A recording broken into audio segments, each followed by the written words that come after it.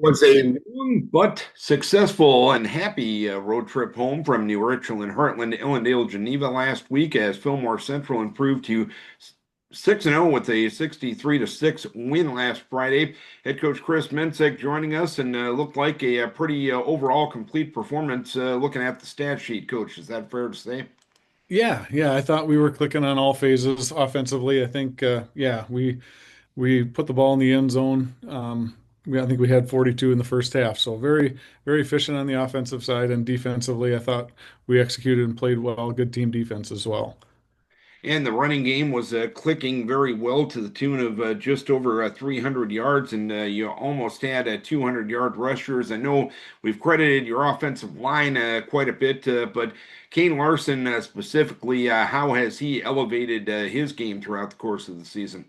Yeah, Kane, we saw it in him last year as well. Very physical runner, in behind that physical line. I think that was the kind of the key. Our physicality really took over in the ball game, and when you're trying to tackle Kane, he's going to make you pay for it. So I think the more we give him the ball, the tougher he gets and the stronger he gets throughout the game. So you compile that with Cody Surfling and Quincy Kazi and some of the speed on the outside, they complement each other real well. So I think, those three facets really work well together.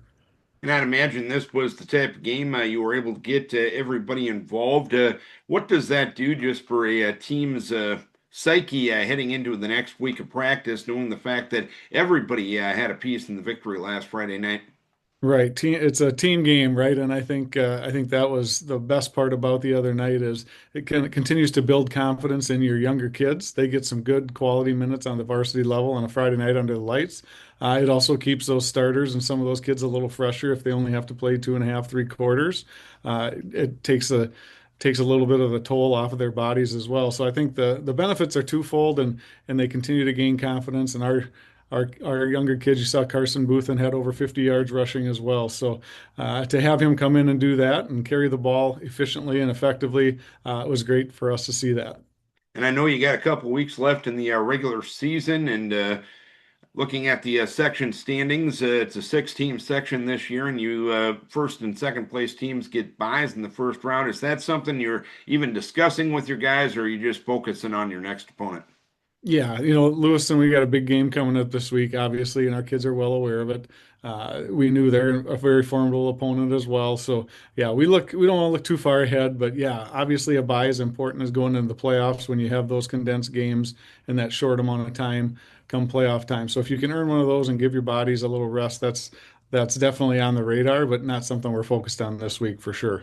And I know you got a Thursday night game this week. This is something that your section really has gone to the last couple of years, playing the Thursday night before MEA week, where everybody plays on Wednesday night. Are you kind of used to this schedule by now? Yeah, I think we're getting used to it. And I suppose, with the shortage of officials, we've played on a Thursday night to start the year. We've played on a Saturday. We played on a Friday, and now we get to play on another Thursday and another Wednesday next week. So, yeah, I think it always used to be we want to play on Friday night, want to play on Friday night, and that was kind of the traditional thing. But that's not the case anymore with where we're at, and our kids are just excited to get the opportunity to play any day of the week. And you mentioned Lewiston Altura is going to be your opponent coming up this Thursday night. What are you expecting?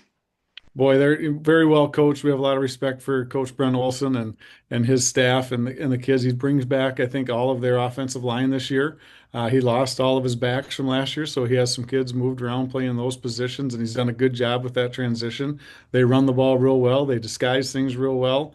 And their quarterback is a very accurate thrower when he has to throw it as well in the play action game. So our eye discipline is going to have to be real well this week because they do a lot of different things and dummy pulls and again, so it's going to be a wing tee, something that we haven't seen for a few weeks again, but looking forward to that challenge.